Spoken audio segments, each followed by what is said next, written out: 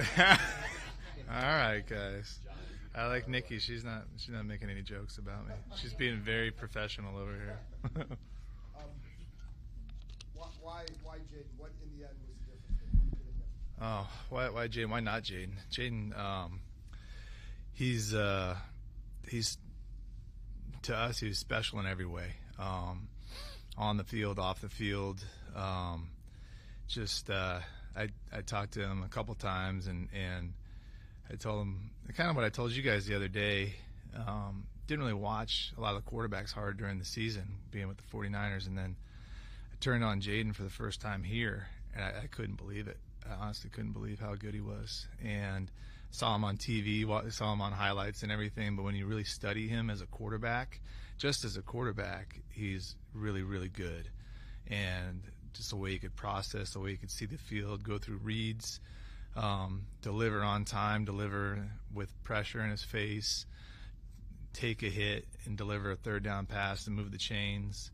He's the best deep ball thrower we thought in the draft, and that's even before you start watching him run. And the way he runs, he just kind of, we talk about it, kind of takes your soul as a defense. You think you got him, and then all of a sudden he rips off a 40-yard run. And this is against the SEC. This isn't against some lower competition. This is against the best of the best. So for all those reasons on the field and off the field, I can't say enough about him. And we did a lot of work on all these guys. We did a lot of work on Jayden. And in terms of every single person we spoke to, it was just exemplary as a person, personal character, football character, his work ethic, his football intelligence, how much he cared, his leadership, how he is as a teammate.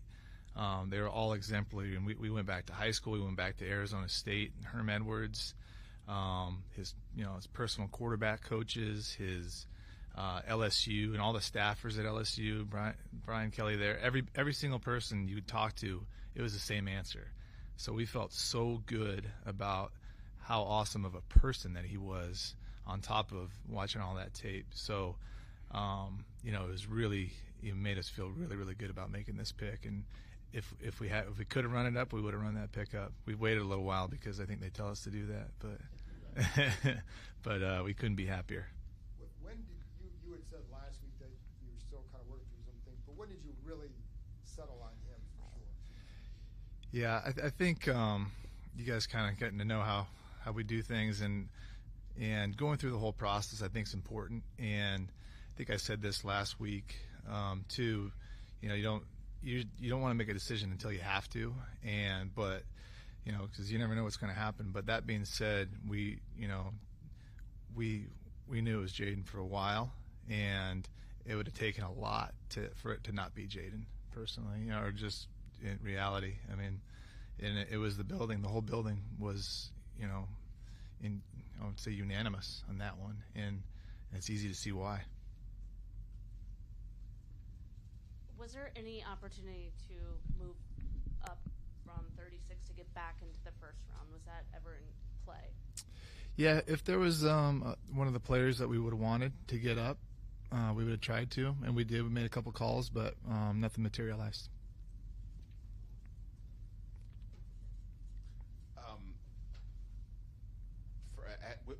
In terms of with Dan and for Cliff, what stood out about Jayden, the fit there, I guess, particularly with what Cliff wants to do for this offense?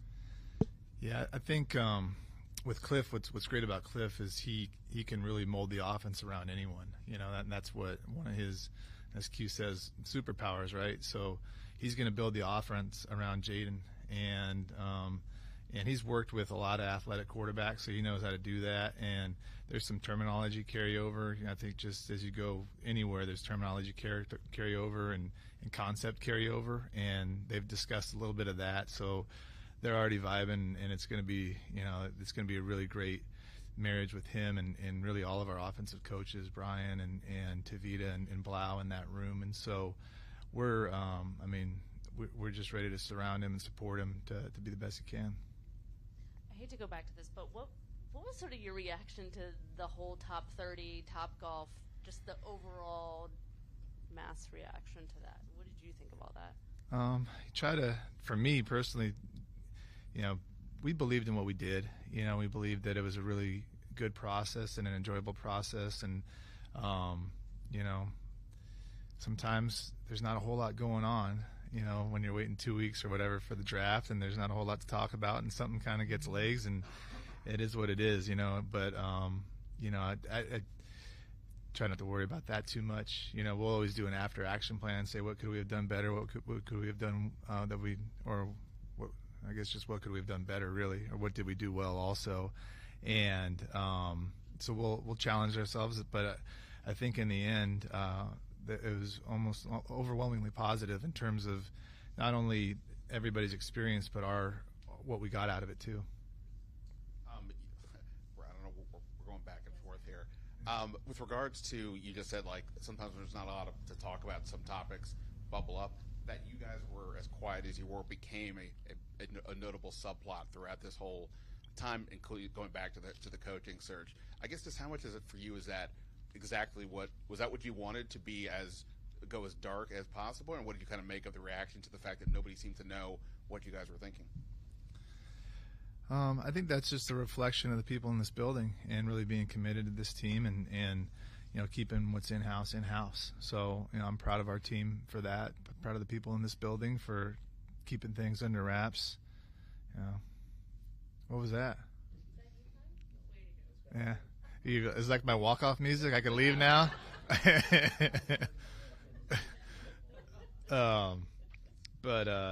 think that's probably what I take out of it, Ben, is just I'm proud of our guys and men and women who didn't didn't let anything out of the building. Adam, you mentioned him playing in the SEC, and one of the things you always hear about is SEC speed, which is different from everybody else's speed. How did he attack that SEC speed, whether it was off the edge, corners, rotation, different defenses, athletic defensive players? How did he attack that? Yeah, I think it's a real skill as a quarterback runner, and some quarterbacks really just know how to do it. It's instinct. He has great speed and great acceleration, but he's also a really, really instinctive, talented runner. And the way I would describe it is slashing. So, he's very decisive when he runs, and you have to be decisive in this league especially, but SEC too, but this league especially, because if you're indecisive, these guys are big and fast, and they're going to get on you, and they're also 255 pounds, and they still run as fast as you.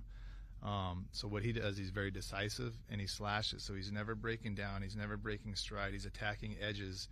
And if you watch the tape, there's defenders that think they have him a great angle on him, and then next thing you know, he's gone because he's never slowing down and he's attacking edges. So I think you can teach that, but a lot of it's instinct and also just he is really fast. He's going to run over 21 miles an hour. Which is as fast as quarterbacks get, really. That and maybe Justin Fields and Lamar. Those are the guys that run that fast. So, I think it's a combination of his speed and his talent, his instinct, and really his toughness, and just he's got it all. Yeah. How did he attack that speed mentally in terms of processing what he saw? Really well. Really well. That was something you look at and you can see how does he get through his reads, and does he know where to go with the ball? Does he see the blitz? Does he know where his hots are? And that was, I think, I keep talking about being able to play the position first, and he can do it, and he does it really, really well. And that's, that's a big part of it. Adam, you kind of mentioned that during the process where there's not real information, stories, reports, whatever kind of bubble up, there was a repeated one that maybe Jayden didn't want to come to Washington. Did that ever get to your radar? Was that ever a discussion point for you guys? Not for us, not internally. He never expressed that to us, and really expressed that he was really happy to be wherever he went. And that's the attitude that I think anybody has to take. And when you're in that position, and he never expressed that to us, and we're thrilled to have him here. And I know he's thrilled to be coming here, and we've had a lot of conversations, and we're really excited to work together. How much input did Cliff have in the process, and how fired up is Cliff? Cliff had a lot of input in the process, and he, when we went out and did all the pro days, he was with us the whole time. And so we had a lot of time together to talk philosophy, talk quarterback play, just talk about the players. And so he was a very, very, very big fan of Jayden, like all of us, and he is extremely fired up. Adam, the position in this town it's been like just a revolving door. What about him do you think can solidify, like mentally, do you think he's prepared for, you're the second pick of the draft, you've got to solve this problem for us? Yeah, he's been through the fire. He's been through adversity, and he's come out as well as you can come out. And he's a Heisman winner, which it's a remarkable accomplishment in itself. But the way he became that is through, battling through adversity, work ethic, just working harder than every person on the team. Really, he tell the story, but he's the guy that got the passcodes changed for the doors, so he could come in early and he could stay late, and that's him. That's not any God-given ability. That's just him wanting to be great. So, he's faced adversity transferring schools. He didn't grow up, like he wasn't, wasn't given anything. You could tell he was raised with it really well. That's one thing that you can really tell by his work ethic, by the way he carries himself. And so, yeah, you could tell he was raised well, but he wasn't handed anything. He earned everything he's got. And the one knock physically, or the question might be, for a guy who runs a lot, he's not huge, or have you talked, like, can you take a hit in the NFL? What was that process like? Yeah, I think with any quarterback, not just Jayden, you want to tell him to get down, not take the hit. Which is, if that's your biggest problem with somebody, then it's pretty good deal there. And so, we'll encourage him to not take those hits, but he's so competitive, he's so tough, he got up every time. So, no questions about his toughness or his durability. Just, I think, wanting him to play 17 to 20 plus games every year. Want to make sure he takes care of his body, and we know he will. Adam, kind of piggybacking off of Barry's question, your first-time GM, Dan has waited to be a head coach again. This market's starving for a franchise QB. What's your message to Jayden about how to handle the magnitude and the pressure that comes with it? I know you mentioned the Heisman thing, but the NFL is a completely different animal. Yeah, I think he's gotten a taste of it this weekend, really. I mean, the stuff he had to go through, media-wise this weekend was a lot. And, my message to him is just keep being himself, because that's what's gotten him here. And he's built to handle all this, and that's on and off the field. He's a very, very mature young man. He is a man. There's no doubt about it. That's what everybody assured me, is this is not a college kid. This is a man. And I heard that from Herm Edwards, Brian Kelly, and I believe it by the interactions we've had with him. So he's built for this. We have a great team around him that will help him. Nobody can do this on their own, and we're going to do a great job of surrounding him with whatever he needs to handle everything. But he can do it.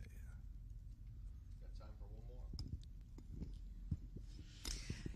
Looking ahead to the second and third round, to those picks coming in the first 8 starting tomorrow, just how does this sort of set the tone, and how do you optimize the capital that you have in these next couple rounds?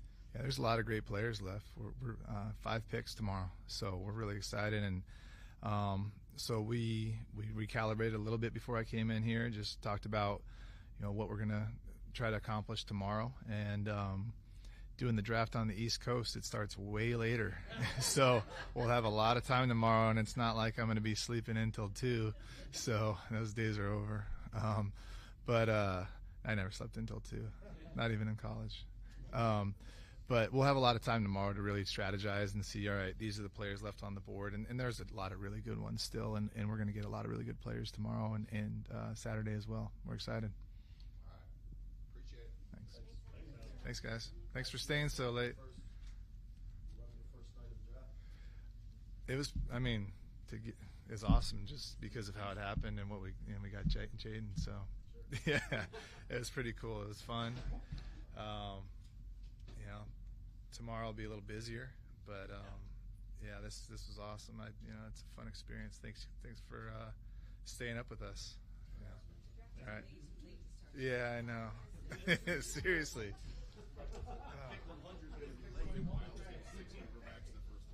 Yeah, never seen.